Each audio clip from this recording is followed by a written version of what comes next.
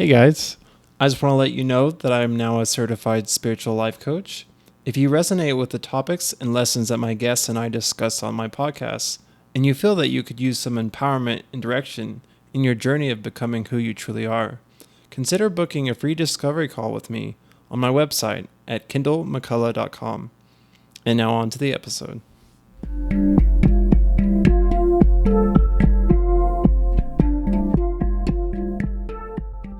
Hey guys, I'm excited today. I have my friend Tim Cooper. We've been friends for I think around 2 years. We became friends on Twitter, and at some point got to chatting and some DMs, and then we had some video chats and got to know each other more. And Tim has a lot of great thoughts. He's a wise guy who soaks up a lot of knowledge, and he's really articulate, and I really appreciate that about him. And he's had his own faith journey, so I thought today would kind of let him talk about his journey and then what we can get from that. So thanks for coming on, Tim. Yeah, thanks, Kendall. It's funny to think back like 2 years ago-ish. I'm on Twitter. I'm kind of discovering this whole world of people are taking apart some of their faith journeys. And I first discovered it on the side of I was just very interested in how to make peace with my very Christian upbringing. And now I'm kind of on the other side of that. I'd say like post-Christian faith. I'm trying to have respect for a lot of it, but I've learned a lot of stuff about it. And I appreciate running into you. You're always, we would have great conversations, just like tweet back and forth. And it really helped me to expand my narrow vision. And that's when I stopped using Twitter. I was like, I hope I could keep in touch with Kendall. So this is a cool little melding of our minds here. Yeah, awesome. Yeah, so you want to kind of just tell us your journey, your faith journey? Yeah, I grew up, what I describe it as too Christian. There was no need for all of the different ways that my Christian faith was reinforced. I didn't really feel like I had a choice in a lot of it. And so, it's fine. I think for me, it was a bit overkill. I went to Christian school. I went to church. I went to like evening church programs. We had a lot of stuff around the house. I only listened to Christian music. Christian school, I say that, it's like two words. That's 30, 35 hours a week. And, you're learning English, you're learning math, but you're also in Bible class, in chapel. And I think more importantly for someone who's really young is your whole community is just Christians, and the expectations that come with that aren't always spoken. And so for me, it was very overwhelming, and it became like a pretty big part of my personality and how I thought about myself. And so I went to high school. At a Christian high school. I was like the president of the choir, which was a big deal. I was the chaplain, so I'd help like put together speakers. I got voted homecoming king. I look back at all this stuff, and I was people pleasing all of my Christian friends and family and leaders very well. I got very adept at going, what do they really want? Let me just become that, and then I will get promoted and praised to my little heart's content. And for me, then I went from there to, I was kind of like, I wouldn't say I was like this really popular person or anything, but I knew how to play the game. I went to a pretty intense conservative Christian college because I was really interested in furthering, my education about the Bible, being serious, maybe going into ministry. That's what I envisioned for myself. And I would say that really intensified things for me and started to swing into an unhealthy way that I was really feeling in my body for the first time. I had a lot of anxiety.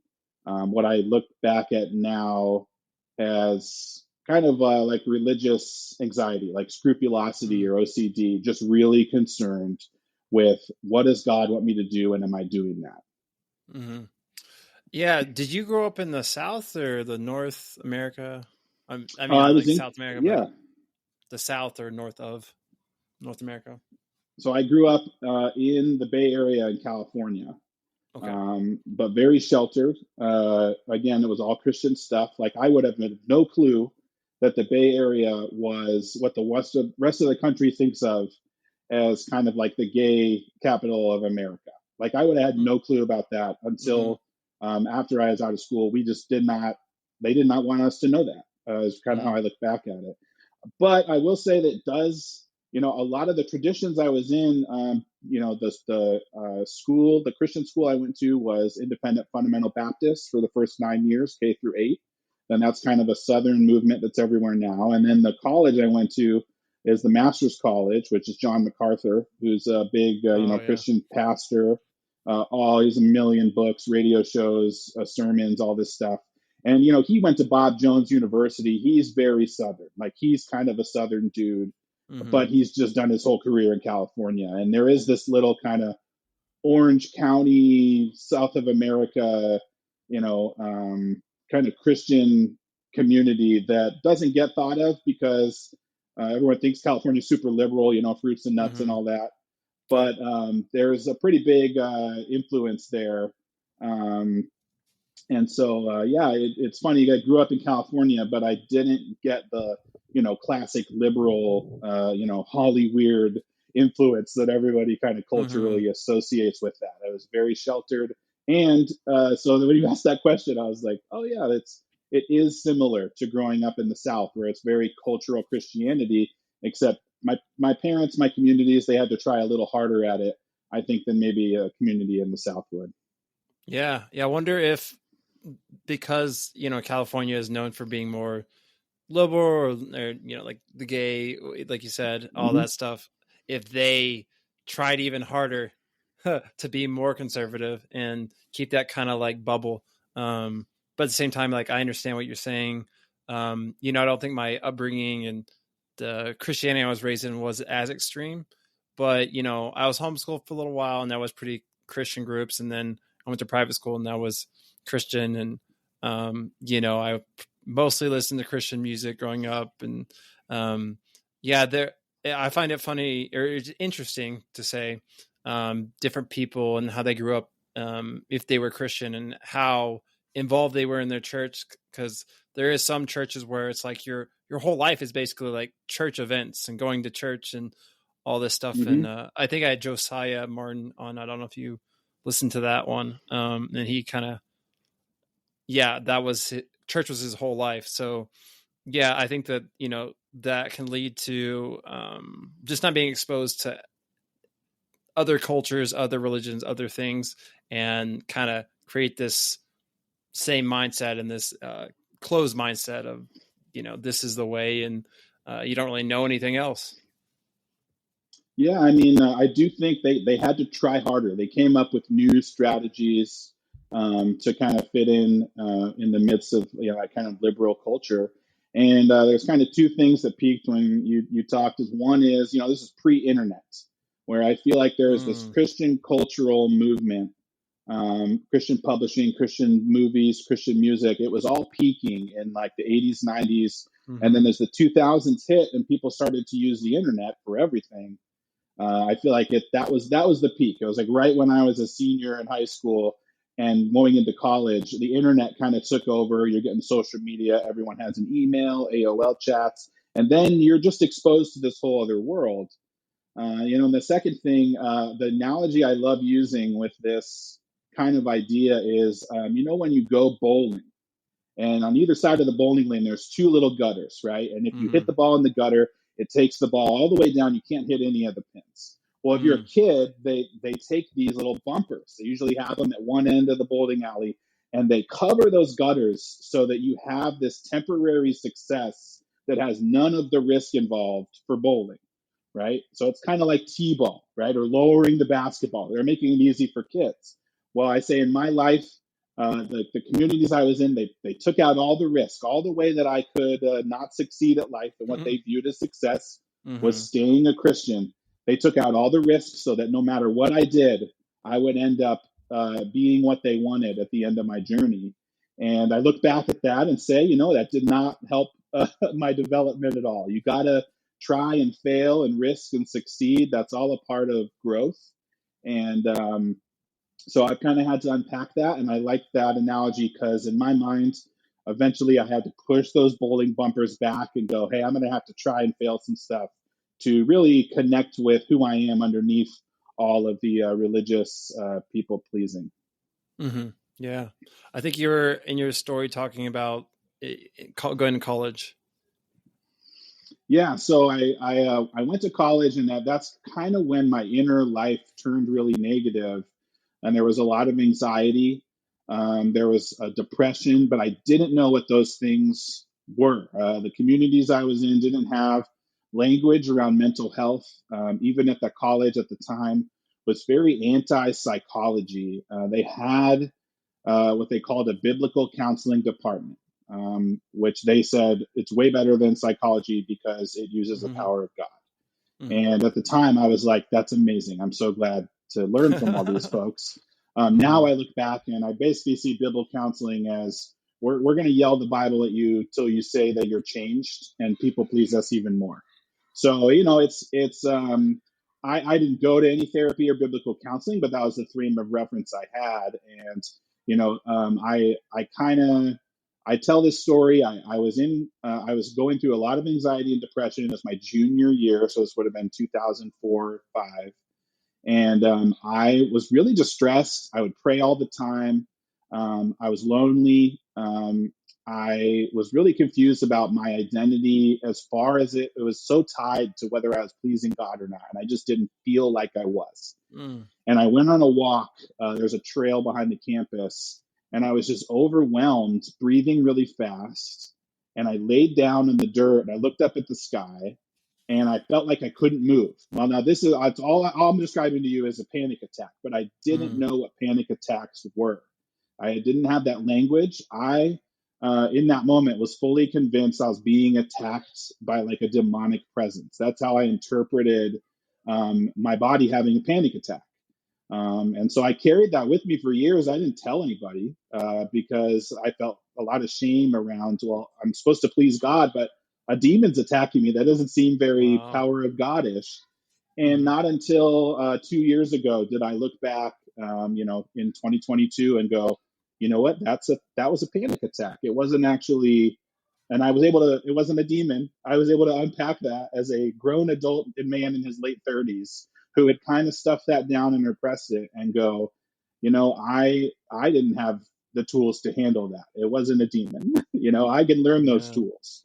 Mm-hmm. And so that was very intense for me, and it really tied my identity to I have to seem like what these all the Christian leaders combined want me to be. And then after I graduated from school, and again I was made a leader. I was an RA. I was in the chapel band. I was doing the same thing I did in high school. I graduated and I went to work at a Christian camp that throws summer camps. You invite your neighbors and all the church kids come up, and then like you do 5 hours of Bible stuff a day. You hear speakers, you do songs, you do studies, you memorize verses for candy, all that. And it's the camp I grew up at, so it was very comfortable for me. But then it really solidified to me like my whole identity is this people pleasing religious person, and everyone's happy with me, and they'll pay me a full salary, to keep doing this. And I was very tied to that idea, kind of sunk in even more. Yeah. Yeah. I want to go back to what you were saying about like your panic attack and how you felt, shame, that like your whole context was like, that's a demon attack. Mm-hmm. I think, yeah, when there's a lack of um, emotional intelligence and that being taught about that, and you have this, I would say, like religious perfectionism of I'm supposed to be this pure, this awesome person, and so you're not taught that just because you have negative thoughts or emotions, like even that is a negative thing. It's seen as a sin and it's bad, not just how you respond if you respond in a bad way, but even the things themselves coming up are shameful. And so then obviously you feel a lot of shame and you just bury them you don't actually deal with them, and it really messes with your identity, like you said. Oh, totally, man. You know, the context I had, the only framing I had for am I doing good at humaning, right? Like, am I anywhere Mm-hmm. close? Was this very binary understanding of good and evil. There was no gray area. So, whenever I would go through an experience, I would want to put it in my binary thinking boxes. Was this good or was this evil? Those were the tools that were given to me. And so, and now I look back and those tools are so poor because you end up chucking all this gray area stuff into a good or evil box, and you have no Mm-hmm. room for nuance. You have no room for compassion for yourself to go, hey, Mm-hmm. it's the first time you're ever doing this. Like, yeah, you weren't going to do good at it. First time, worst time. That's how everything goes. I mean, beginner's luck, but then after that, it's like you got to do the slow work of learning. And our bodies are great at that. Our minds are great at that. If you don't do that, and that's one of the tricks in these culty kind of environments that I've had to unpack is they don't go beyond that binary thinking. And it really stunts your growth as a thinking human because you think, well, this is good, and then the thought stops. That you don't think, well, maybe I should unpack like what parts of this are good. Well, I lied, but what does that tell me about myself? You don't have that thought. You just go, I lied, I'm bad. And then just shame, Mm-hmm. fear, guilt, anger, all this stuff comes over you. And you kind of get to a point where you you just learn your neural pathway is set that when you experience something in life, you you get to a point and you go, I just feel bad during these experiences, or you feel good. You get this temporary high. And so that's all that happens, and you stop. And it really is limiting. That's what's limiting about this kind of way of growing up. It's very repressed, and it stops your mind from expanding. It keeps you in that box until something happens, and the box kind of splits open and spills all half of the stuff in your life all over, and you have to Mm-hmm. sort through it again. Mm-hmm. So I'm curious, do you think that your upbringing, kind of the way you thought, that perfectionism and that lack of emotional intelligence, all that, was that more from your parents or from the people and like the Christianity you were raised around you, or is it like all one and the same? Because for me, I think it was more from my family, and then like getting bullied too around me. I definitely think there was some contribution, but it was more from that for me than the church and the Christianity I grew up with. Yeah, well, that's this won't surprise you. I have another analogy for this. What I say is that there were bricks of toxicity in my family. I think I have some family members that had mental health struggles. I had family members who didn't show a lot of emotional intelligence and were, really limited by their religious communities. And so I think that's a strong part of it. I definitely have had to unpack some of the unhealthy stuff in my family. For me, I can say internally, the religion was kind of the mortar that kept those bricks in place for too long. I packed it in so tight that in order to kind of take it apart, start figuring out what is my inner tension, what's my cognitive dissonance, I just had to knock the whole wall down. I didn't know how to do it otherwise. But then the thing I think that sets you free is you realize, there's a Radiohead song I really like, and the chorus is, "We do it to ourselves." Like, I built that wall. Now, I didn't supply; those were the materials I was given. But because I built that wall, I can also knock it down. It's mine. I can keep what I want from it. I can get rid of the stuff that wasn't helpful for me without telling anyone else, hey, I've got the perfect house materials that you could. Mm-hmm. That's what I did when I was in Christianity. I was like, my family is good, put them in the good box. My religion is good, put it in the good box. And eventually that couldn't hold my mind being curious of, hey, maybe there's something outside this box that's better. So I really think it's just different for every person, and that's one of the most difficult things about talking about this stuff is our experiences are just not. There's going to be divergence, but it's also one of the cool things about talking about this stuff is almost every story I hear of someone going on a faith journey or faith loss journey, I do relate to some part of it. I'm able to see somewhere buried in the rubble, hey, I use Mhm. that brick too, you know. So it's kind of all the same, but I get to the end of it and go, you know, I don't know if I can blame the religion, the family. I'm still figuring it out. I'm still sorting that through. But what I know is I'm the builder. You know, I get to rebuild this however I want, and that's a very recent way of thinking about it for me, where I swung from I got to find someone to blame. You know, Mhm. I got to find who's the problem. If the problem's not me, that's kind of part of the toxic Christianity is the scapegoat. The idea of someone else will take it cause these problems and someone else will take them away. That not every Christian believes that, but I did. I was like, oh, there's a problem. Who do I blame? And I Mhm. found much more peace with going. You know what? I can point the finger. It just keeps me away from self curiosity, though, of discovering what did this do to me, and how can I move on? What can I move on to after realizing that? Yeah.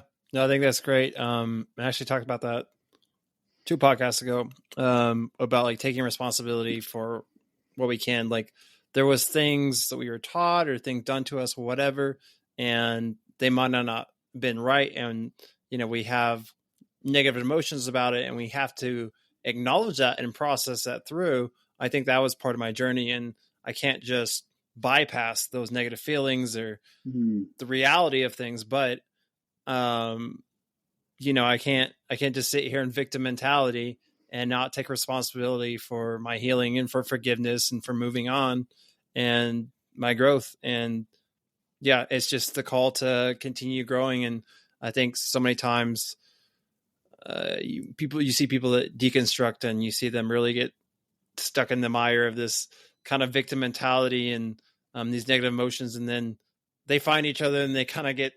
We see that on Twitter a lot.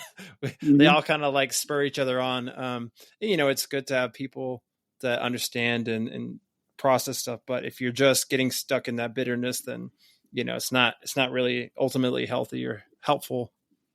Yeah, and I'll get into that later. I think as I kind of cross over into the curious phase of how kind of I went through that. Um, I'll keep the narrative kind of going though. So Yeah, I'm at the yeah. camp. I get married to Christian lady, my wife. We're still married. We move across the country. We get away from the family. We kind of start being our own people, and but still very framed by my Christian identity is very important to me. I plug right into a church, 3,000 miles away. This is a big part of Tim's identity. I throw myself into the church. Eventually we have kiddos. We move back, and I become a stay-at-home dad.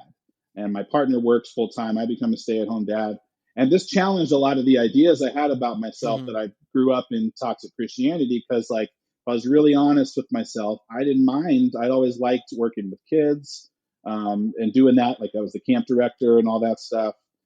So I didn't see it as a challenge, or a admonishment. Hey, you can't be a stay-at-home dad. But I do think a lot of toxic masculine people will say, no, you're supposed to be a man. You're supposed to work.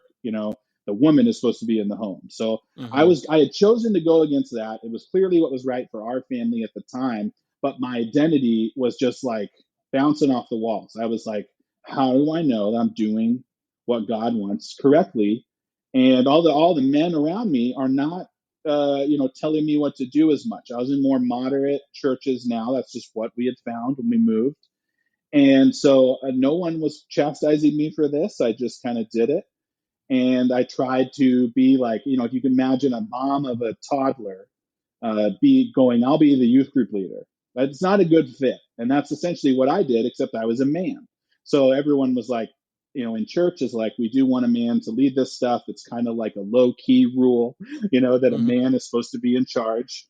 They don't say it out loud, but it just is. And I really threw myself into, if I'm taking care of these kids, I don't really have my identity together, but if I can double down and be a really big part of my church, then I'm doing what God wants. And right about that time, we have two little kiddos, and that's when the pandemic starts. And then it hits from all of the classic pandemic kind of deconstruction Christian story. It's a little bit of Trump, it's a little bit of George Floyd, it's a little bit of pandemic response. Um, and that for me, then the scales kind of, I had some family stuff going on too I was really having a trouble with. And, the way it happened for me, about 2 months of just kind of anxiety and dissonance and tension.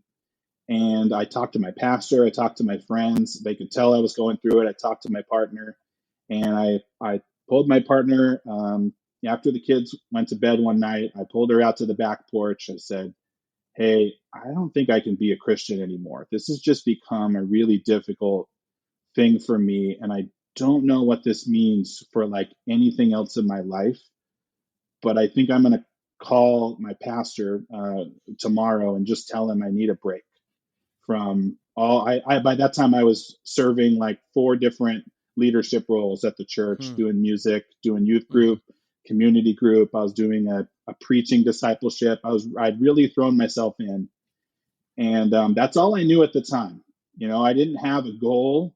I couldn't have talked about it. I just, I look back and say I lost my faith that night. I realized it wasn't rooted in the right things. I didn't tell anyone else, Christianity sucks.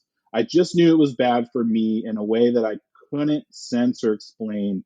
And the only thing I felt like I hadn't tried I'd tried a ton of stuff within Christianity, but the only thing I hadn't tried was start paying attention to what's going on outside of it, and all these different ways that maybe could help you. And so that was a really big step for me. I was 37 years old. This was not a thing I did when I was young, and kind of just decided this isn't it. And I didn't feel anything. I was freaked out, man. I was just like, I don't know life without this framing. Mm-hmm. I don't understand it. It's a I'm big part of taking your away, identity. it was the biggest part of my identity. And I was taking it away and by choice. And I had no idea what would happen. That was the one thing you're not supposed to do. And I was like, that's the thing. It just felt so unlikely. Um, so then I got in therapy, a secular therapist. I literally Googled like faith loss therapist, and I live in Phoenix now. So there's lots of therapists. It's a very large city. I found someone that honestly, my first therapist, when I told her I had found her because she's a faith loss therapist, she basically told me, I don't know how that got in there, but but from what you're talking about, I still think there's a lot of things I could help you with Mhm. as part of that experience, and which I didn't understand at the time, but I was, in Christianity, I just let other people tell me what to do, and I just was like, I'll use everyone else's ideas. So when I left, I went right to a therapist and was like, I'll just use her ideas. I just copy paste from them. I just needed an authority because Mhm. I was not my own authority. I can look back Mhm. now and say that I was not. I didn't know why I did the things I did, why I chose to be the person that I had, and those weren't rooted in like experiences and memories that I had. It was just what I was told to do, and I know like I can look back now, I did not have positive spiritual experiences. I didn't like see Jesus in the clouds or felt the Lord spoke to me or got knocked off my horse like Paul did and went blind. None of that stuff happened. My spiritual experiences were negative. The panic attack, the other times that I thought was demons, I did have other times I thought I saw demons. Um, and then all this intense depression and anxiety, and so that's kind of what I went into after faith loss with my identity gone. I kind of had to reckon with all these feelings I've been stuffing aside. And Yeah, you have anything you want to chip in? I can kind of Um, launch into that if yeah, yeah. yeah. It's so good. Keep going. So I think when I went to therapy, every therapist I've had, I'll share my inner thoughts with them, and they look at me with this wide, shocked look of how can you think that about yourself? And I had to realize I embodied all these ideas in the Christian faith in what's essentially a psychologically unhealthy way. I was very hard on myself. I didn't, like I said, didn't have compassion. I just was pendulum swinging back and forth through the extremes, which was, as you can imagine, like a havoc on my body as there's just these wild emotions running free in there. I don't have words for them. I don't know how to label them. I'm not able to process them. I just shut down and double down, and I would lay in bed when before I lost my faith, and I would just cry and pray. I'd just cry to God to just like help me feel good, and Mm, that doesn't work, and or it didn't work for me. I think it did work when I had less questions about my faith, but that time it didn't work. I couldn't acknowledge yet that I did not think anything was going to be different after praying anymore. It had been, I think, a pretty nice coping mechanism for me at times. It was the best I knew how to do. And as I grew and expanded in my understanding of who I was in the world, it didn't help anymore, and I had to find a real solution. And I went to a therapist, of course. I went to a psychiatrist. I got on a prescription for anxiety medication, and it takes a couple months to kick in, and then I'm sitting there going, I can't believe that this problem I asked God to take away from me for the last 8 years, um, you know, a little bit of meds, like that's like 19 cents for 3 months. That's how much I'm mm, paying for these SSIs, and with insurance and all that. And it does it doesn't like take your anxiety away. It just helps you manage it so you can mm-hmm, do the work. And I was so high anxiety for a long time and didn't know how to deal with it that I couldn't ask these introspective questions for fear of what I would find. I was so mm, worried I had this big flaw in me because I had put all that stuff in the bad box. And it was just this very intense taking on of that guilt and shame and fear, and I would just spiral. And that's the only way I knew how to process any mistakes I made or anything that I had messed up. Did you have a fear about like the afterlife, or was it just a general sense of like, am I being a good Christian? Yeah, I look back and think there was one time I have so many journals I have not unpacked yet. But I know that one time I had I had a half year obsession with, I can't figure out this devil hell thing. I gotta figure that nobody's figured this out, was my thought. I was like, what if I can be Mm-hmm, the Christian that finally narrows down what these, what I see now, esoteric ideas of, big bad guy who messes things up and big bad place you go, which are, around in a lot of different view worldviews, but I didn't know any of mm-hmm, them. And I thought, if I could figure out this bad box of how this happened, then, that could be something that I unpack. And as I went through that, I heard so many different takes on it that I soon realized like that's from Milton. That's not from the Bible. That's from Dante. mm-hmm, That's not mm-hmm, from the Bible.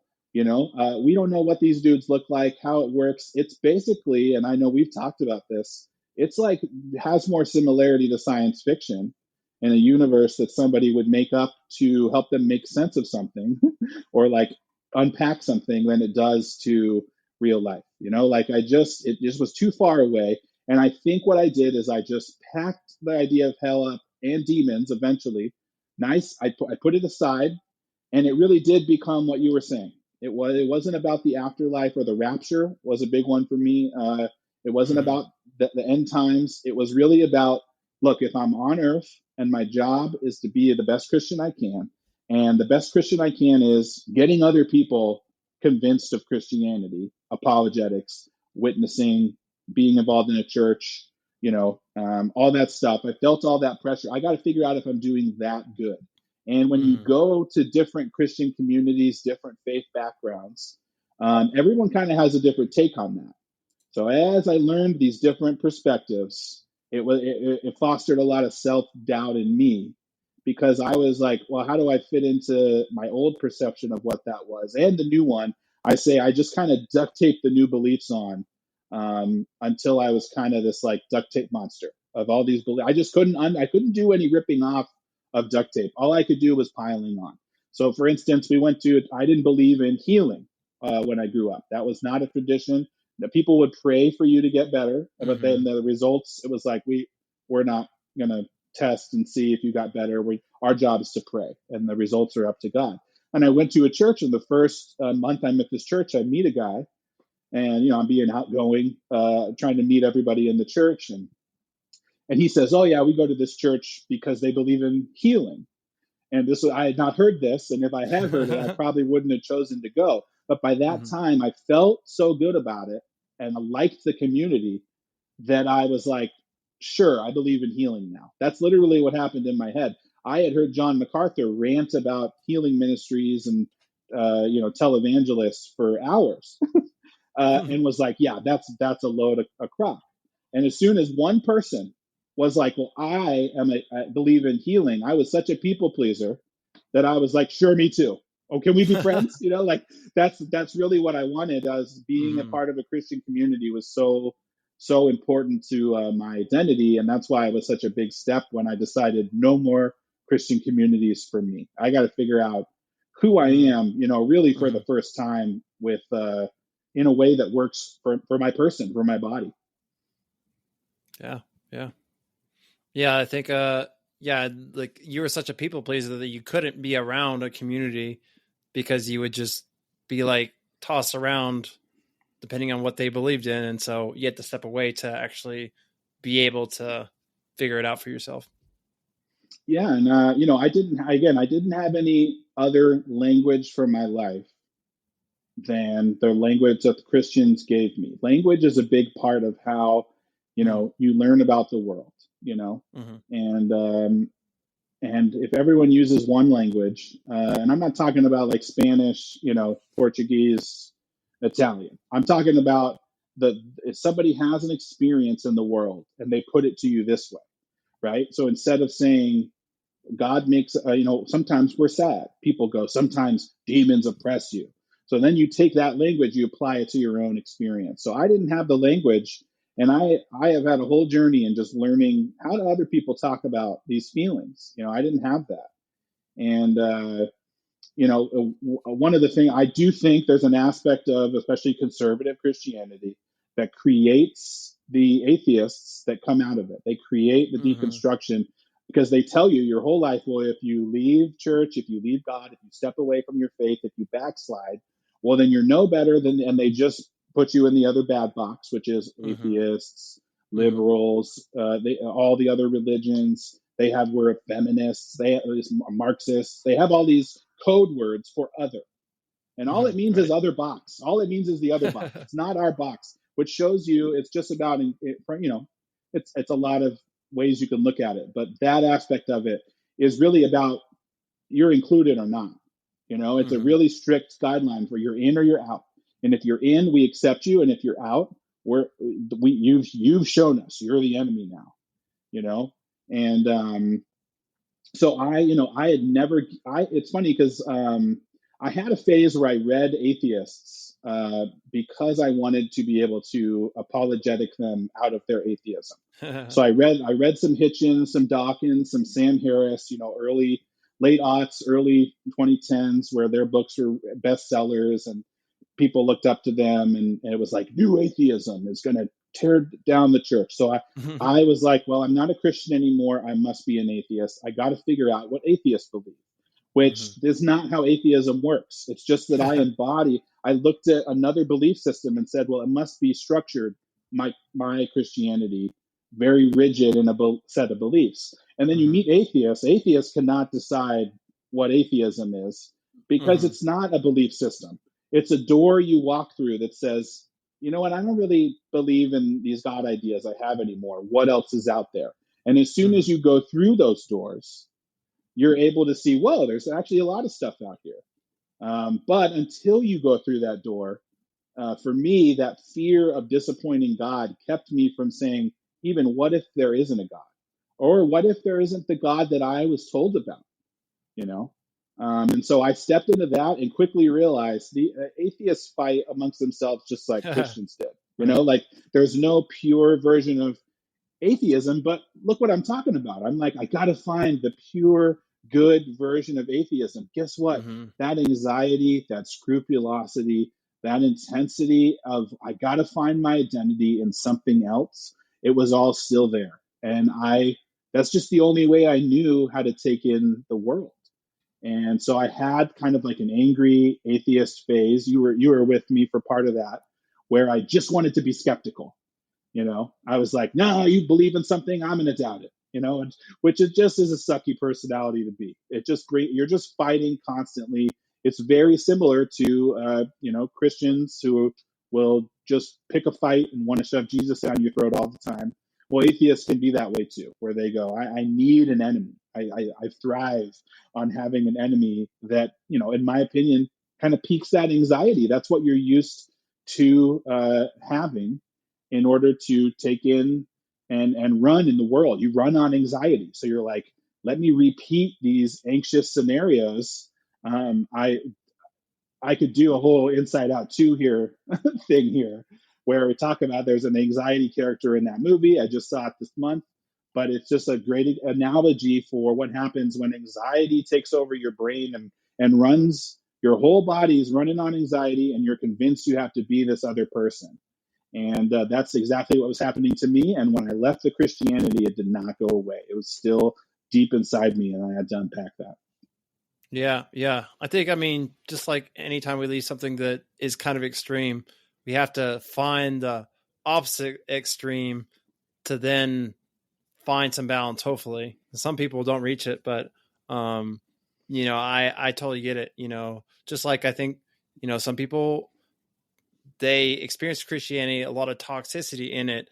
And some people, I'm like, I think the healthiest thing for them is to become an atheist so that they can wash the toxicity out.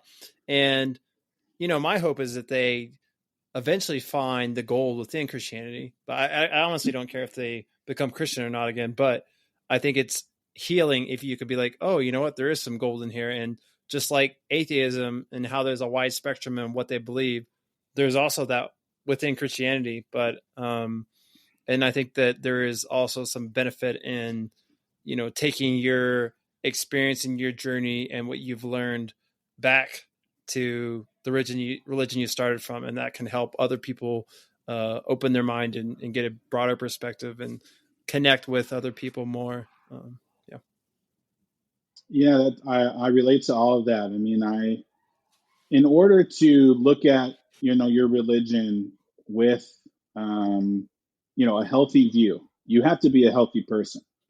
And that to Right. me is what was missing from me, and I think from a lot of people, is they think this religion and its one perspective will solve all of my problems, and that's how it was put to us. It was Jesus will fix everything, and all your answers are from these communities and these books, and anything else is trying to tear it down. That was the version I got. I understand that's not global or historical Christianity in its entirety, and I can look back now and see both.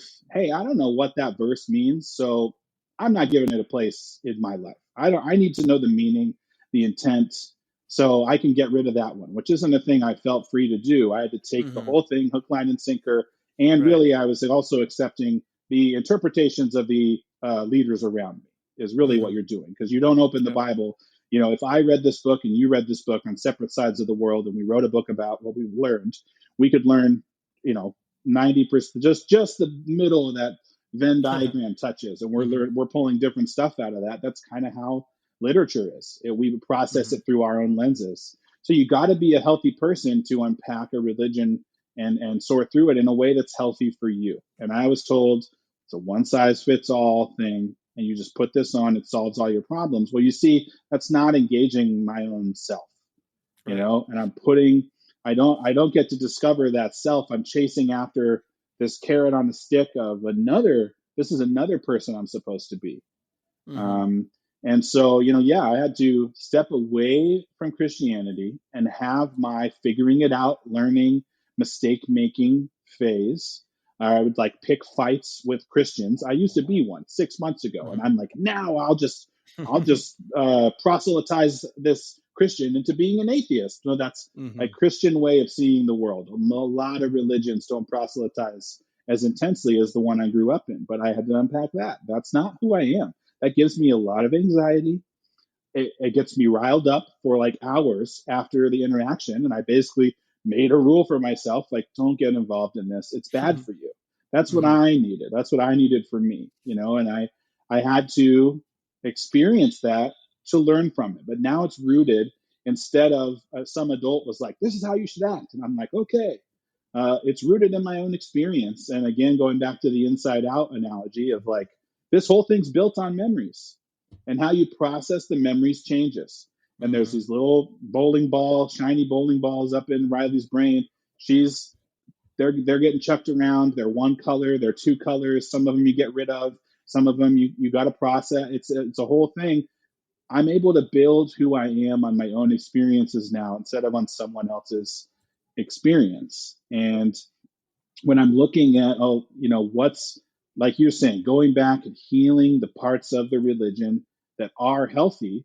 I know I texted you this quote that I love from an ex-Scientologist, Mike Rinder. He says, "There's always raisins in the bullshit." Now all these movements they start because there's some human that thinks, I found this key to life. It's so great. I want to share it with everybody. And then they can build whole entire religions around it that are not healthy. But there's always something in there. And so, yeah, I could look back and say, hey, now that I'm a healthy person, I can look at this. I'm not unpacking it for control. I'm not unpacking it for self repression. Like I'm unpacking it for health. So how would I sort through that? And there's still a lot of, I'll say, like ideas in the Bible that I think like hit the nail on the head. I'm like, that one's great. There's these other ones that I go, I don't know what the possible positive influence of this on humanity is. And in fact, I think the only way that could have got in there is with some unhealthy human jamming it in there.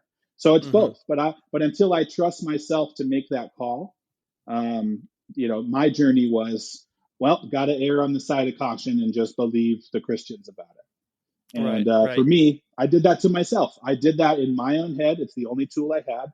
But that's the great part. I can undo it. I can go back and say, oh, this part I like. This part don't understand. This part I hate. And I feel confident in myself and my take, right? My opinion matters. I'm a part of human consciousness. My Mm-hmm. perspective matters. Somebody else is going to look at my life and they're going to say, hey, there's raisins in that bullshit. I don't like a lot of what this guy says, but sometimes he says something that's great. That's how I look at everybody now. I don't have Mm. to believe you hook, line, and sinker, put you in the Right. good and bad box, the binary. I can just accept you as a gray area human. You're going to be wrong, but you're going to nail some stuff, and we're going to really connect over that. Yeah. And it's going to make me feel like a part of humanity instead of, well, I have to have this other half of humanity that's bad, this other whole chunk that I can't even listen to one part of. And Mm-hmm. that was really healthy. It's fear based. The whole thing is, am I a part of the group or not? These Mm-hmm. are basic group psychology ideas of tribalism, right? The Mm-hmm. tribe Yep. over the mountain is bad, so don't talk to them, you know? And the other tribe is looking at you going, they're the bad ones.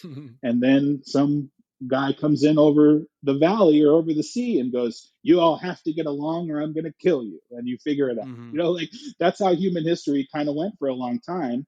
And that's not a healthy way to be. But we kept a lot of that way of processing life.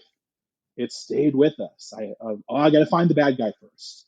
And Mm-hmm. man, you see that all around you, um, in politics, in religion. It's, oh well, you're a bad guy, so I know I don't have to listen to you. You know, Mm-hmm. and Mm-hmm. it's such a healing thought to go. Even though that scared me, I'm going to stay curious. I know who I am. This isn't going to unsettle me, right? The term is like gray rock. Have you heard of this term? Where Mm-mm. you imagine yourself as a gray rock. This is, I think, what like a happy place is, right? You go to a happy place. Mm-hmm. And so my gray rock moment, which I've only is I imagine there's a scene in the movie Everything Everywhere All at Once where the mom and the daughter who've been fighting all movie Oh become yeah. rocks and they're sitting on the edge of a cliff and there's just they're looking over this big view and then they're able to connect in that moment. Mm-hmm. They're fighting. One versus the whole movie is them fighting. And then they're just these two rocks. They can't do anything. They just are imagining themselves as literal rocks in order to connect. What happens around me isn't going to change me. Wind, rain, sun, height, depth. None of this Mm-hmm. matters. I'm just here. And instead of being scared and fearful, I can be in this moment, accept this other person for who they are, for what they did, what they were trying to do. There was some good there, there was some bad there. And then I can move on, stay curious, connect with that person as the world kind of whirls around me. And that's my happy place. I'm like, okay, somebody goes and attacks a thing I really like. Okay, well, I'm a gray rock. This isn't going to change who I am. I'm that confident in myself. I let that wash by and I try to figure out what's happening, knowing I'm the one in charge of changing myself if I want to or not. And I get Mm-hmm. to take all the parts of me, my emotions, my thoughts, the opinions of other people, and I can give them a place in this decision, but I'm not ruled by any of them. I myself is in charge. And that's just been really healing for me because my whole personality was driven on panic before. It was like, I can't be that, so I got to be this. And then I would just not be a gray rock. I had no confidence in who I was. I would just kind of like cling to the something else and couldn't let it go. And Yeah. so that's it. That was a whole journey to go on. By the way, it's not like I developed that overnight. It Oh was a yeah. whole. I had to do that work. I wasn't thinking about a happy when I was a kid. Like happy place is heaven. Well, I don't define what Mm. heaven is. It's not personal to me. They're like people are playing harps. There's golden streets. There's like mansions. There's clouds. There's a gate with pearls. I'm like, these are not ideas that make me real excited to go to Right. this place.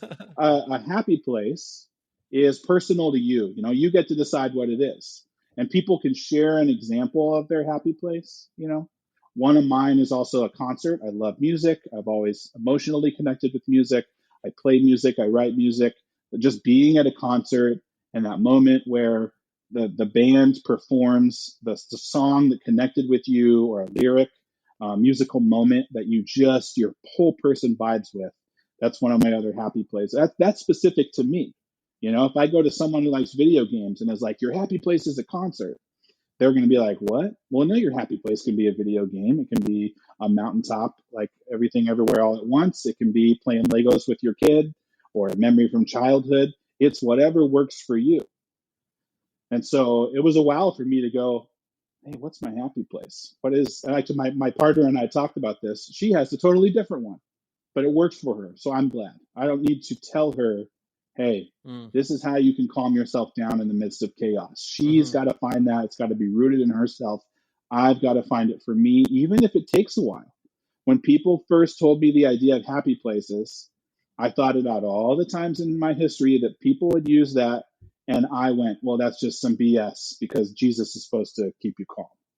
And I didn't allow myself to think and expand and be self curious about like, hey, everyone, there's no downside to this. Nobody's going out there going like, don't ever find a happy place. But that's how I embodied it. Was I didn't Mm-hmm. understand it. I was fearful instead of curious, and it didn't allow me to expand my consciousness into this new realm. That then I can fill that idea, happy place, with all these experiences I have and make it my own and then build upon that. Yeah. Yeah.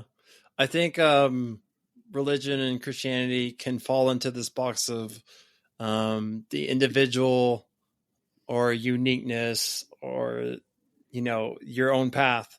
That's like that's sinful, that's selfish, and then yeah, it's about the boxes, and we're gonna teach you this way and whatever. And I think that we need that to some degree, like especially when you're young, you need um, people to help you create a framework for understanding the world. And but a healthy development, healthy religion, lets you figure out your beliefs and your opinions and who you are and how that's individual and how that's unique, and have your boundaries and stuff like that. And so yeah, for those of us who a lot of that was like really restricted or pushed against, then now we have to figure that out more as an adult. And yeah, that takes time. It's like, what do I actually like? What do I actually want? And like, getting past the feeling of, oh, that's wrong. I was just at a coaching session where it's like, what would it be like for you to put yourself first, and what do you want? And I was just like, oh, it feels so wrong. But I think of like, the verse, love your neighbor as yourself. And if you don't love yourself, how can you love your neighbor? So if I'm actually loving myself well, and like really thinking about what do I really want, what I really want at the depth of who I truly am is to love myself, but then also love others and help myself, but also help others. It's not selfish. This is not sinful. Like, you're at your core, you're sinful and you're bad. And so I can be like, okay, if I really honor myself and what do I want and love myself well, then I'm going to be the most optimally healthy and loving to help others the best. And so loving myself well is loving other people well as also. And so it's just kind of a real revolutionary way of thinking and acting. Yeah, and I first off, I've totally done that exact same thing with that verse, where I flipped it. And the flip side of the underground part of that verse, the toxic side, is people go, well, I'll just treat myself like crap, and then I can Right. treat everybody like crap because Yeah. my bar for myself is so low. I don't know who I am.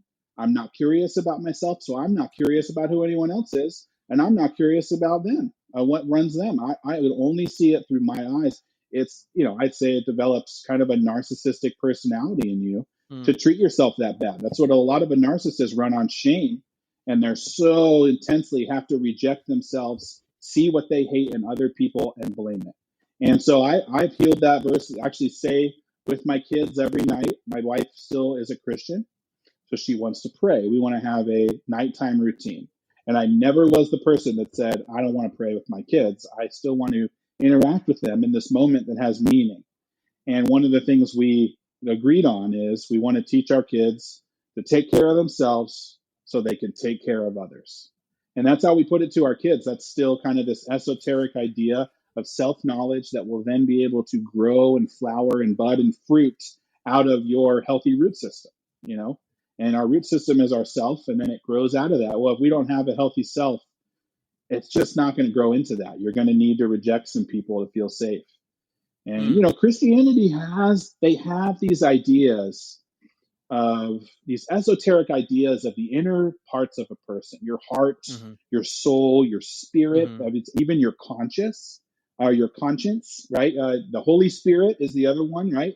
Well, there's this good, true version of yourself that you want to act, but these are all interpreted by toxic people as things to be controlled by toxic God.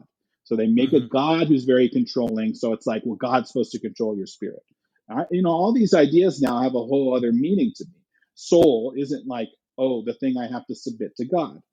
No, my soul is, I feel all the deepest parts of me, right? The deepest parts of my memories way back, I'm connecting with in the moment, like at the concert.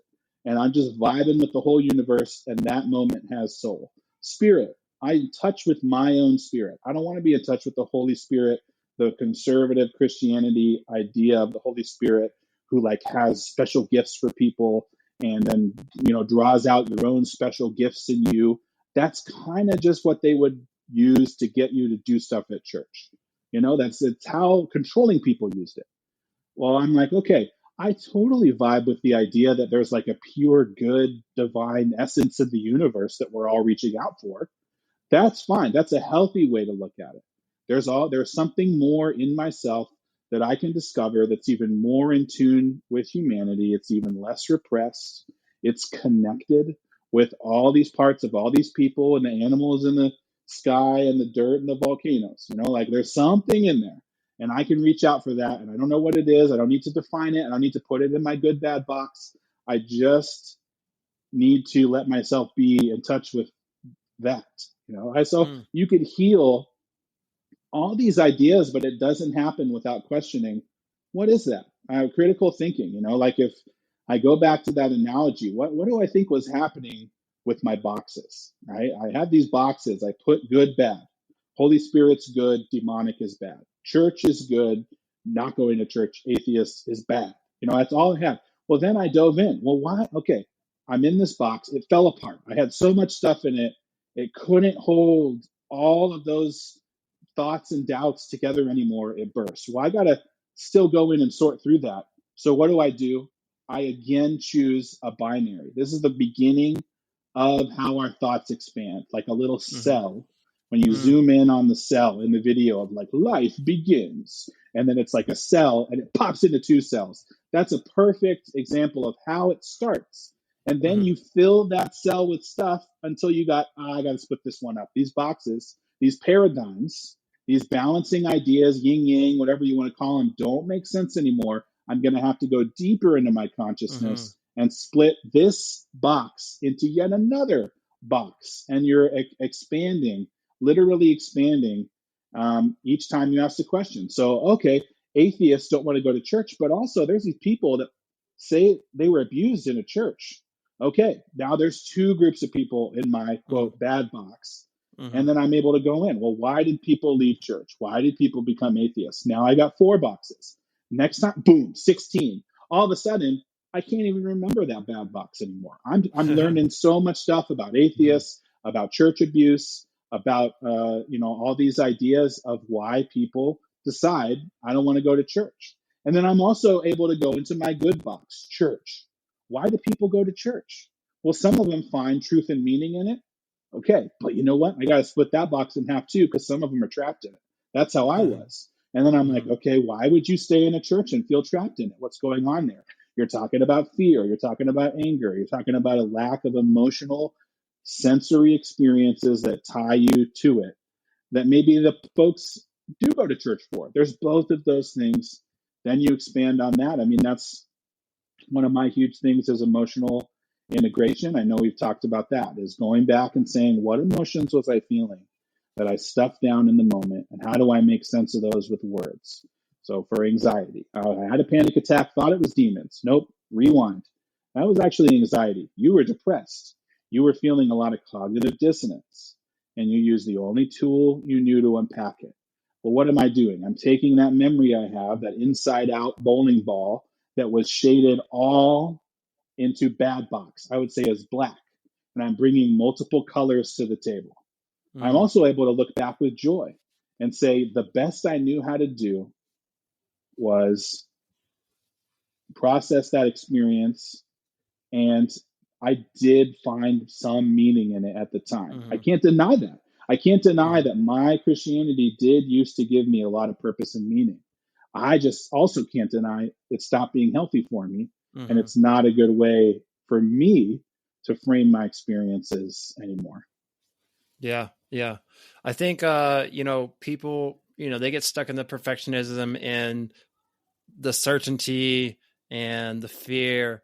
And that's what really stops them from the complexity of things and the subjective experience and viewpoints and the uncertain nature of, like you were talking about earlier about the Bible.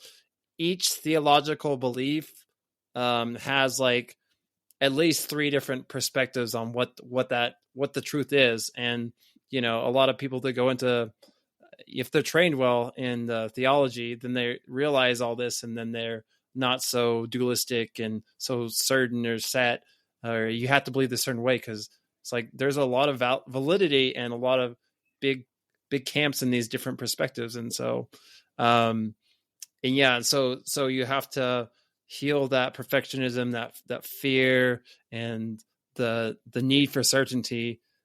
And that allows you to then allow the complexity and the subjectivity and being okay with not knowing and getting into that curiosity and that wonder. And, like, this is a awesome life that I can feel free to explore and see different perspectives, and also say, I don't know, or I don't have a firm opinion, or, oh, this is a perspective I have or a belief I have, but also I'm not so set on it.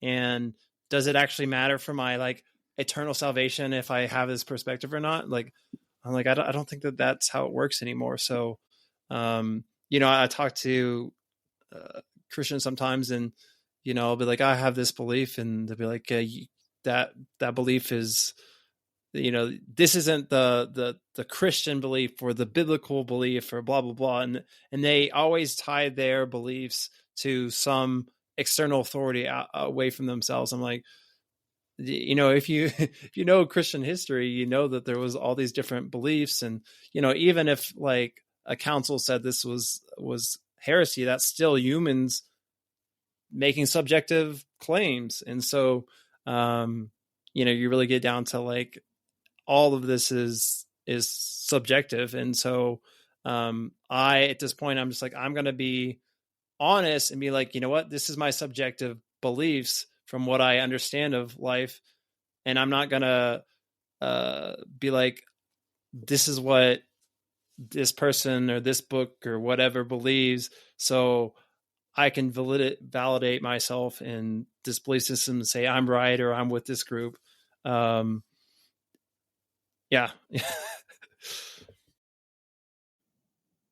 So unfortunately, there was a audio issue error that we didn't realize when we were recording, and so the rest of our conversation got cut off. I think it was almost another hour. So depending on your perspective, either that's fortunate or unfortunate.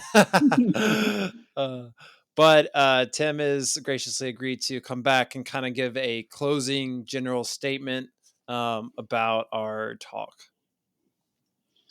Yeah, we well, I just had like I like ending these conversations with some kind of hope, because when you're delving into these new areas of thinking about yourself, about your life, there's a lot of hard stuff you have to face.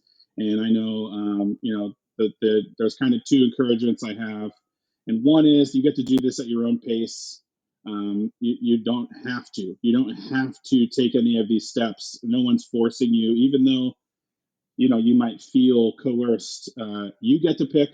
I got to pick what is right, as far as the timing of this goes, because there's difficult stuff. It's hard stuff. It's identity shaking stuff to find kind of who you are underneath all these different worldviews you were given, and sort through that. And but the last encouragement is that it's not going to go bad when we do this. We can't. It's not going to be more curious about ourselves and then find something that we can't handle. Which I don't know, for Kendall, for me, that kind of peaks a Bible verse. There's a verse about there's no temptation you can't overstand, or can't withstand. And so I bring that idea with me out of Christianity. I like that one. I'm keeping it. There isn't some kind of curiosity that's going to ruin this for me as I look into myself. And it doesn't mean it's not going to be hard. It's not going to be difficult. But there's some people that try to sell you that the trauma will make you stronger. I don't think that's true. The trauma doesn't make you stronger. What discovering yourself in spite of the trauma, or whatever burdens you were given, whether you view it as trauma or not, that's not going to go poorly. You're always going to discover a deeper rooted and more meaningful life on the other side. And even for myself, I had to learn these lessons. I jumped into a life without my previous very conservative Christian worldview, and no one gave me a path for this, and it was really unsettling. But I've just found that my curiosity about who I am and is only growing, and I'm liking what I find. I might not enjoy the process. It might be difficult. There's things I find, and you know what? I was putting that part of me off. I was not giving that part of me and attention. I put it on the back burner. Well, why is that? I can have some curiosity there. And so, you talk about, so often, Kendall, on your podcasts, and these existential journeys and these steps that people go through. And yeah, it's not a thing you're going to regret, is going on those journeys. But the tough part is you kind of have to do it for yourself. You can't be pushed to do it by someone else. And so, that's just my closing encouragement, that we remain curious about ourselves. We learn that sense of wonder at, like, how, like, just the simple, like, how can I be a human? But the way I see life is so different from everyone else. Well, that doesn't have to scare us. It can be scary, but we can also be curious.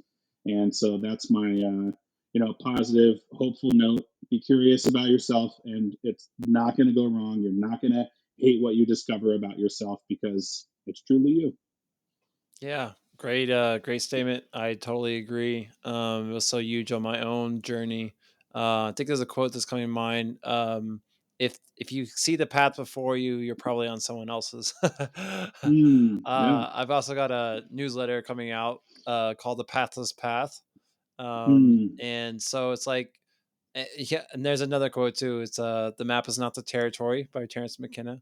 And hmm so, um, yeah, it's great to have maps to navigate life and to help understand it. And religion is a map, and atheism is a map. But at the end of the day, we have to explore the territory. We have to find our path that's unique to everyone else's, and we can find similarities, and we can help each other along the way. But um, it's obviously scary to take responsibility and take direction for your life and what you're supposed to do, and not just follow someone else's. But it's ultimately the most rewarding thing there is. And just you continue to step into more freedom, into more surrender to the unknown, and yeah, you will always continue to grow and find the gold, and it'll be rewarding. So you can't go wrong in that respect. So I think that was a big realization for me. If I'm, other words I have, if I'm pursuing God, love, and truth, if I'm pursuing my growth and healing, and um, then that will reverberate to others, and God will help. You know, I'll make mistakes and I'll hurt myself and whatever, but he'll help correct and redirect me, and so just don't get too caught up in the fear response or shame response or whatever about whatever anyone else says, and you're doing it the right way, you're doing it the wrong way, whatever. Everyone mm, has their own filters, their own stuff that they're projecting and seeing things from, and of course people can help us, but they can also lead us astray. So the ultimate thing to do is develop that discernment, that inner connection to the truth of who I am and what's the path for me. So yeah, just thank you so much for coming on, Tim. It's really great. Really great conversation that we had that will just be for us, totally. but yeah, that's great as well. So yeah, just thank you for coming on and sharing your wisdom and your journey. Yeah, man, and I appreciate you having me on, and I appreciate all the perspectives that you kind of collect here and bring to the table. I love. There's some of the episodes that I look through. I go, "Oh, I'm going to love this one," and there's other ones that I go, "I have no idea what I'm getting into here." And that's part of what I love about it, just kind of expanding those perspectives, and it helps me to really see how people can root their experience through all kinds of perspectives, but also in a Mm, healthy way. Like I don't have to, be fear mongered about people who are different in the way they see things, but I can instead kind of vibe with the sameness of it. So right, I right. appreciate that. It's really helped me after having one perspective for so long to kind of expand that. So good work, man. Yeah. Yeah, I look forward to seeing what your coaching practice and podcasts and stuff do in the future. Thank you so much. I appreciate it.